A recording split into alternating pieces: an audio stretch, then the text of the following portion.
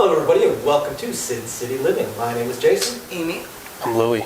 We are bringing you today's episode of Crossfire.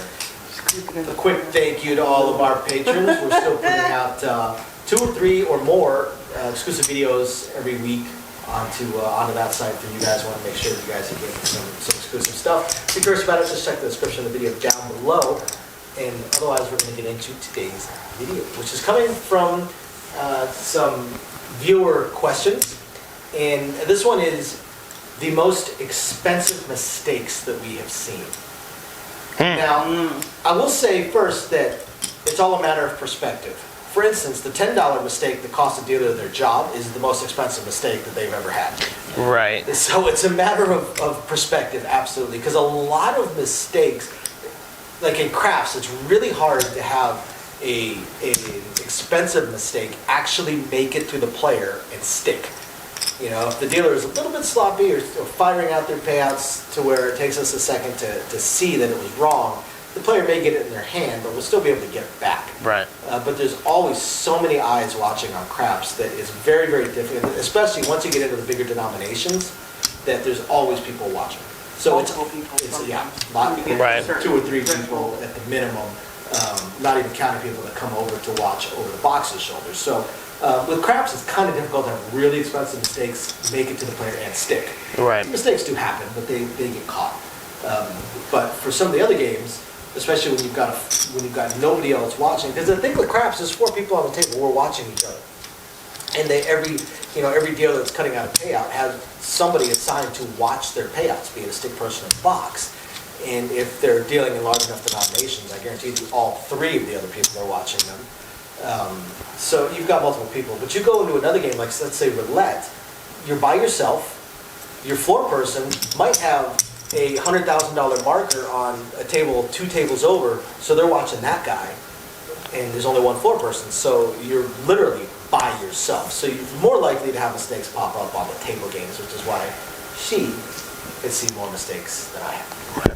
I've seen a big one on craps. Now that we're talking about it, just came to my head. I was dealing in the private salon, and they had this big player. He's got $2.8 million on the layout, and what he likes is, so these aren't $25. Let's pretend these are $25,000 chips, right? He likes his money not on the rail. He likes it on the layout behind the pass line, and Let's see how that could be he's got a $5,000 flat bet with $30,000, right? With $30,000 odds, and the dealer reached over and paid him with his own money rather than his working stacks.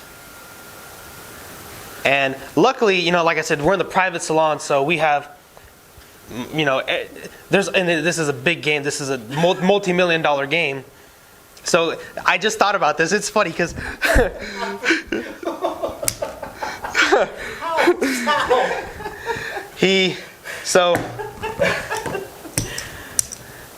Excuse me, can I borrow this? Thanks. Yeah, no. So this is the thing though. The player, when you deal to him, our working stacks start with the 5,000s, the 25,000, 100,000s in our working stacks, and he liked for our working stacks past the 5,000s to be broken down as well. But even then, your working stack still looks something like this, right? Then you have the other ones. So when he went to pay, when you go pay, you can, you go pay, and then you size it. His money. I don't know. That's what I'm wondering. I've got no idea. Grab his money. But the player did it, or not the player, the dealer did it, and of course, everybody was like, whoa, everybody's watching.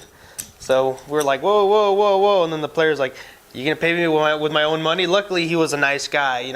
Usually when you get, funny. He did. He found it funny, but when you're dealing in a multi-million-dollar game, and it's like and if he did not find that funny, You'd have lost your job. Yeah. oh my goodness, that's just a disaster waiting to happen. I've seen some minor mine are funny ones similar to that, like, the dice are moving, someone throws in $100, so you're like, okay, change only after the roll. So you take the 100, you grab the stack of red, you're holding onto it, the dice roll, winner.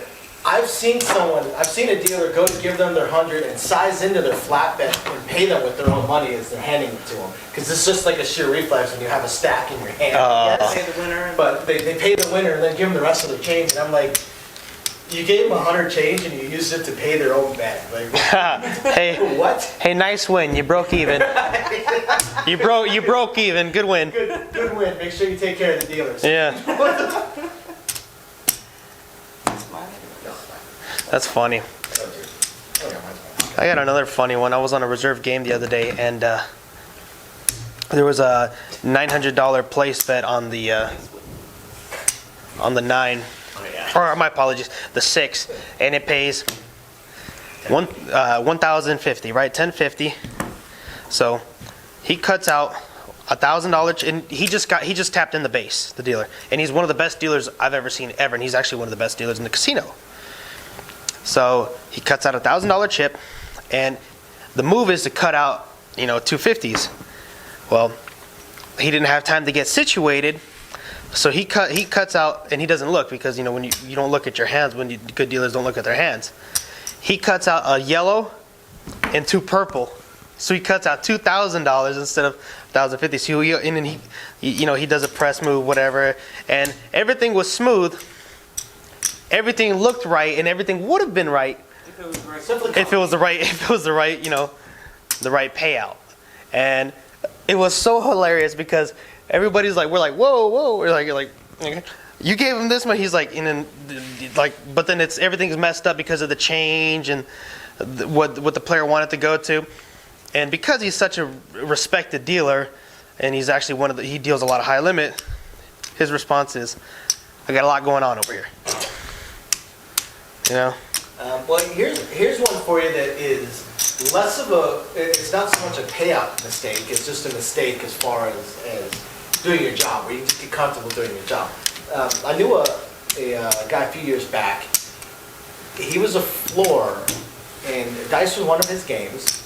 And if you do some Google searches and such, and look for dice sliding scandals, dice sliding arrests, stuff like that. He was at a center strip property that had a dice sliding incident occur, and it led to arrests.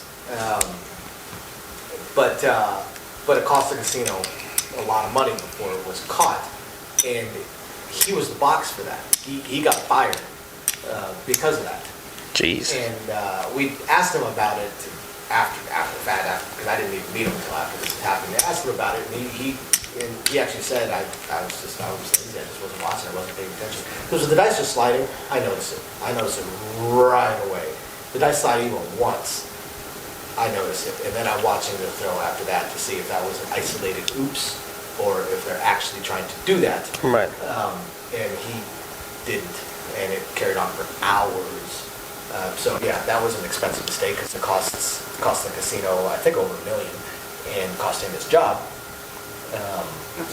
So that's a pretty expensive mistake. Right. I know she's seen one that almost led to a dealer getting fired and didn't lead to a demotion.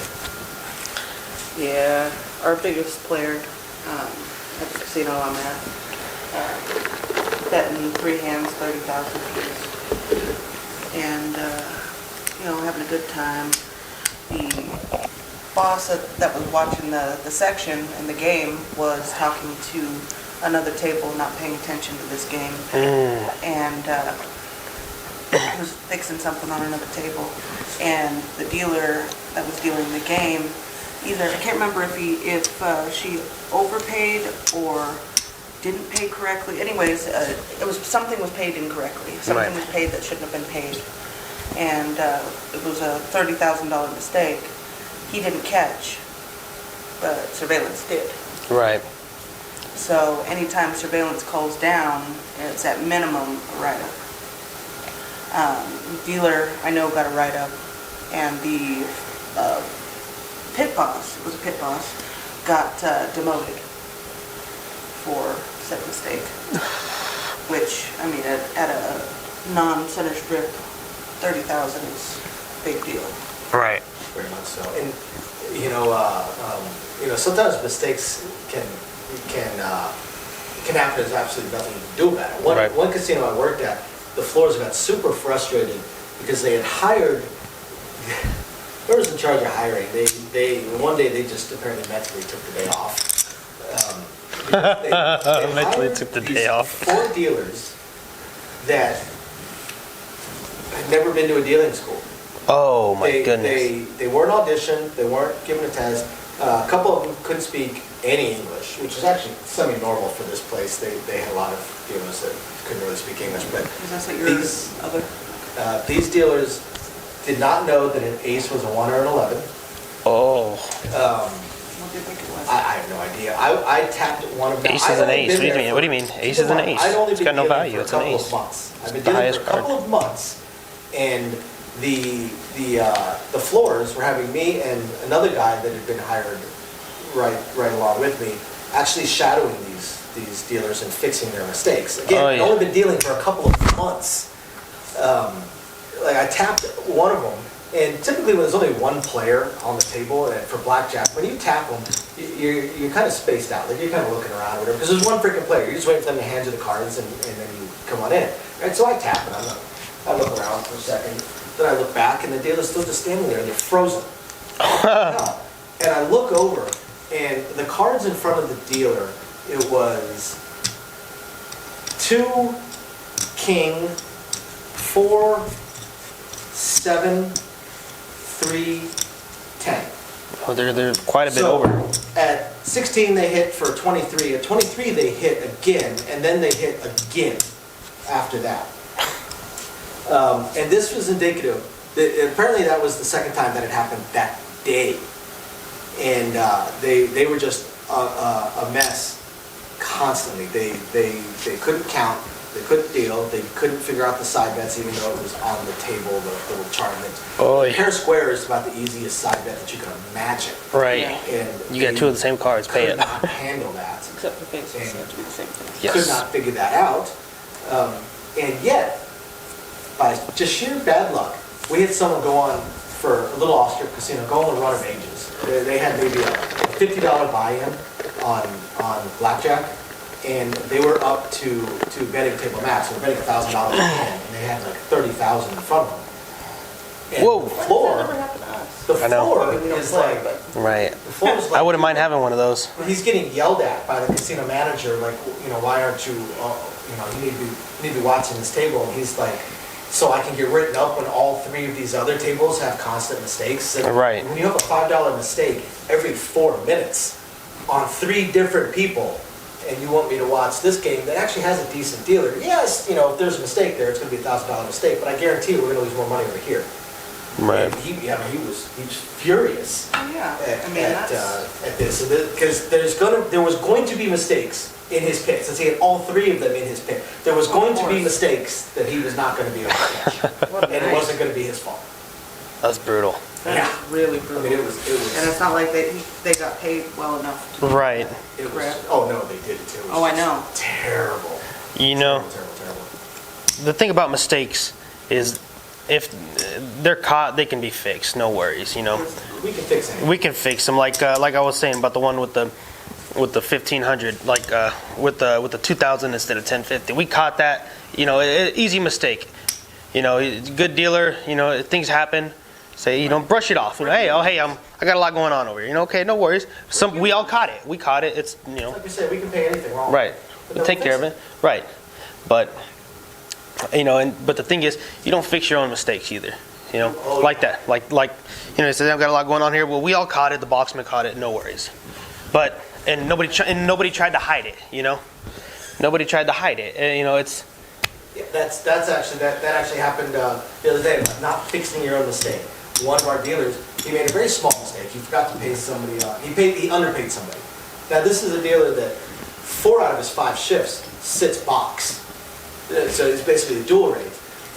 But he didn't try. If he'd have fixed his own mistake, probably nobody would have said anything.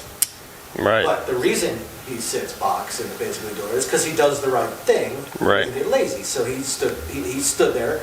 and he was holding chips in his hand and waited until the box had a second because he was watching the other side, and then told him, hey, I forgot to pay this. Right. I paid it by this much.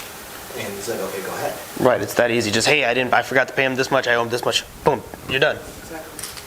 You said you had one? Yeah, when I was on day when I was on day shift years ago, before we even met, there was this new girl that had started, and she got booted from swing shift because she just had entirely too much attitude. She was a terrible, probably not. She's a terrible dealer to begin with, but she thought that she was just the greatest thing that ever happened dealing or the casino. And one of our old floor people that I miss dearly because she took no crap from anybody. She was in her section. She's on a shoe game, $5 shoe game. She's dealing, and she's got another table that's got a little bit more action. So she's watching that one, and all of a sudden she hears "whoa, whoa" from the other game, and she walks over, and she's got a full table, and the players are like, after the hand was over, before she even gave us any cards, she picked up all of our bets. What? She just took all of our money. And what are you doing? Why did you do that? Well, I paid everybody last hand and I shouldn't have, so I was fixing it and I took all their money, so it's fixed. What? Yeah. She had What? 21, she thought she had 22, and she realized after she paid everybody and picked up the cards that she shouldn't have paid anybody. Right. So she just took all their bets. Oh my goodness. Did she still work there after that? Unfortunately, because she's juiced. Can I add something? So for a lot of you who are not in table games, and for a lot of you who are in table games, if you make a mistake when you collect money, what I do is, let's say I have something like this, right? Dirty money. I leave it up at the front, and I leave it at everybody's position. That person's on third base. This person's somewhere in the middle. This person's somewhere either on first or on this side. I separate each bet that loses, and I leave it up here until the end of the hand, just in case I ever make a mistake. That way I can call the floor over, let them know, hey, this is how much they had. That's how much this hand played out this way. They won. This is how much they get back, and then I owe them that much. Okay? So for those of you who are in the business, don't just lock everything up.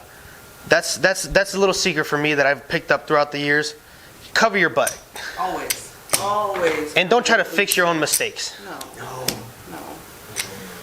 That's it. That's a one-way ticket to the unemployment line if you get caught.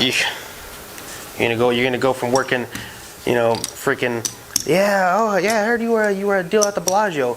Yeah, I was only there for like a month. So what are you doing here at the Gold Coast after working Bellagio? I tried fixing my own mistake. It's a stupid reason to get fired. It really is. Because you'll fix anything. You just let the floor know, hey, I screwed up. And there's no mistake you can make that they can't fix. Right. Yeah. Now, if you're messing up all day, every day, eventually someone's gonna have a conversation with you. But if you just call the floor, hey, I screwed up. This is what I did. And own up to it. Or this is what I think I did. Right. And they'll figure it out and they'll fix it. It's what they're there for. Right. A big part of the job is to fix mistakes to make sure everything is going well. Anybody have any other expensive mistakes they've seen? Oh yeah. You got really enthusiastic. Oh yeah. I remember this one. This is from a buddy of mine that back when another of mine was on he was dealing on your crew, and yes, and somebody had color up 600, but they had it on the don't pass. And they pushed the color on the don't pass, and a roll happens, and they didn't call it. They didn't put an off button on it. Nothing. Didn't say anything. And because it's on the don't pass and nobody says anything, and it's a come out roll, it looks like a bet. So sure as shit, the crap number hits and it's not a 12, and then the player says, "Hey, no, that's a don't pass." So now you got to pay that $600 because nobody said anything, and you know, so that was a shot waiting to happen, and We actually had, so I had something very similar happen with a player where they were down to their last little bit, like 100 and change, 187, 188, something like that. Dropped it down, put it in the field. They were getting ready to do it in the field. They didn't say a word. The dealer said color, because the dice were already out. Color coming in. The dealer assumed. Never And assume. the dice land, it's a Not 12. The dice land, as soon as the dice go past me, I say, hey, bring it in. So he brings it in. I run it down. Say, okay, give him this much. right. And the player's like, That's my field bet. That's my field bet. And this we ended up having to escalate up to the pit. To a higher power. Right. And because it was just big enough that and I was still very new as a floor. Right. I'm still new as a floor, but I was still very new as a floor. Where I wasn't going to take responsibility for paying out $500 on my say so. Right. So I did kind of believe the guy. We got the pit involved and Right. we talked to him, and Pit also believed him. So we went ahead and paid it, and he took off, which is what he was going to do anyway. So some of the dealers were like, "Oh, no, that was color." He never said color. He never said color. A lot of players drop whatever little bit they have left into the field before they go. And the field is a self-service bet. It is. So, you know what? I've got to take the player's side on that one. Absolutely. I've got to take the player's side on it. They didn't say a word. Right. Right. They put it in the field themselves. They didn't say anything in it, you know. Yeah. It'd be a different story if they actually said color. Right, if they said color or something like And that. then all of a sudden it's a field bet. Right. It's a little sus. Yeah. So, yeah, that's all I've got. Pretty sure we've got like a lot more, but this is stuff off the top of our heads. Oh, okay. You know. So, there you go. We'll throw in a couple that weren't expensive mistakes, just mistakes or stupid mistakes that I know we've talked about in some other videos. That, for instance, the blackjack dealer that calls for shuffle, and then is told, okay, go ahead. And then Need more cards? A few minutes later, calls shuffle. Flo's like, yeah, go ahead. Then a couple minutes they look over and like, are you gonna shuffle? Or are you gonna bring me more cards? Why would I need to bring you more cards? Every hand, instead of putting them in the discard, she was lifting the paddle and dropping them into the box. I'm sure that was a fun conversation with the CM. Yeah, 'cause they have to pull that box and get all the cards out, count the cards. And Make sure they're all there. Yep. so that had to be, yeah. Fun surprise for the count team. Open the box and You got 12 decks drop out. That's horrible. It's not an expensive mistake, but No, but I think I'd rather make $100 mistake. another. but you do have. So what did they do? Did they close the table down? No, they just Swap the box. they swap the box Jeez, that's just. because they can't. They don't have the keys to open it. Only soft count has the keys to open it. Oh, Yeah, you gotta go to the you gotta go get the keys. Actually, 2 keys. You gotta get one, and yeah. Anyway, if you do the drop, you have to get both keys. So yeah. And anytime the box is swapped mid-shift, the CM has to be notified. Because we have had the box actually get filled with money, yeah, and you have to call for a new box. But that was during swing shift when the CM's already there. right. So graveyard, 5 o'clock in the morning, I'm sure he was thrilled. Getting the call like, ah! What do you mean it's full of cards? Like, yeah, we got a drop box full of money. You calling me? Nah, it's full of cards. What? Oh, I'd be mad. Awesome. And another word of caution, guys. A lot of you guys that play Pai Gow that are used to the face down Pai Gow. Word of advice, you play face up Pai Gow. If you are unsure of how to set your hand, Ask the dealer. ask. because if you set it incorrectly, your hand will foul. Most places will not give you a mulligan. Right. So You if foul, you're you lose. unsure and you just set it how you want to set it and it's wrong, there goes your money. You're forfeiting your bet. That could be an expensive mistake. I've seen somebody get a $500 bet locked up because they fouled their hand. Jeez. Yeah. Louise. Yeah, holy cow. But that hand kind of sucks. This hand is horrible. Yeah. I kind of want to play Pie Out now. Holy So cow. why? Yeah. I'm broke. Yeah, same here. I got a kid. Yeah. I got a lot of bills. So why I'm broke. Got a lot of bills. My tire blew up.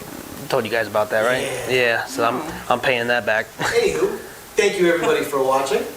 We will catch you guys next time. Bye. Bye.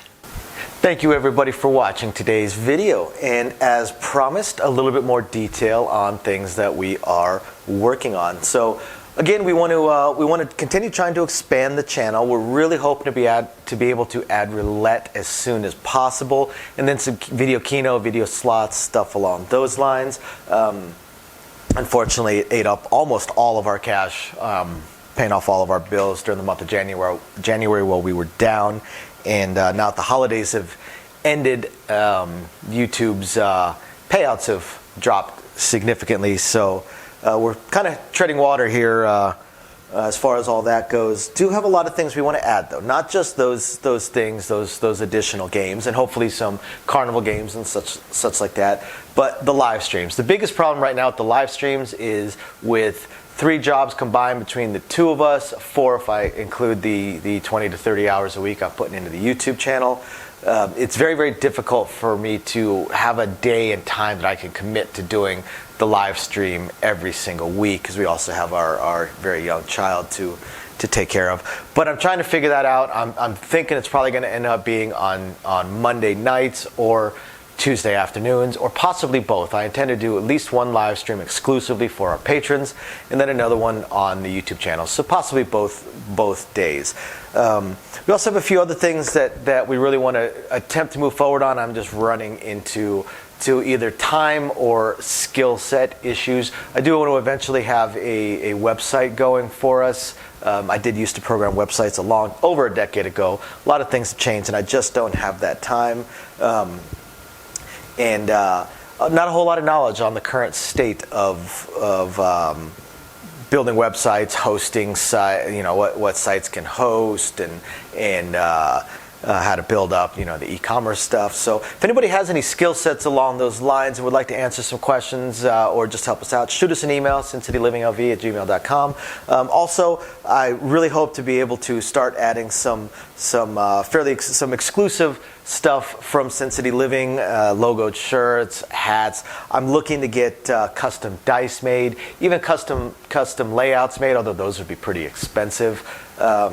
But I know zero about e-commerce and drop shipping and anything along those lines. So if you have any skill or knowledge in that area, please email me. I would love to ask you some questions and see if you can answer a few to help me figure out how to get that going. Same thing with designing our logos. I had some logos designed, very, very small logos, unfortunately, not big enough to blow up to put on T-shirts and stuff like that. And again, I know I know nothing about logo design, graphic design, any kind of websites that could do it. I literally know nothing. So if you have any skill or knowledge in that area, also please email me, and you're willing to answer some questions. Please email me and let me know. I'll admit I don't even know where to start as far as asking some questions, but I'm sure I'll ask a few, and that'll trigger a few more, so on and so forth.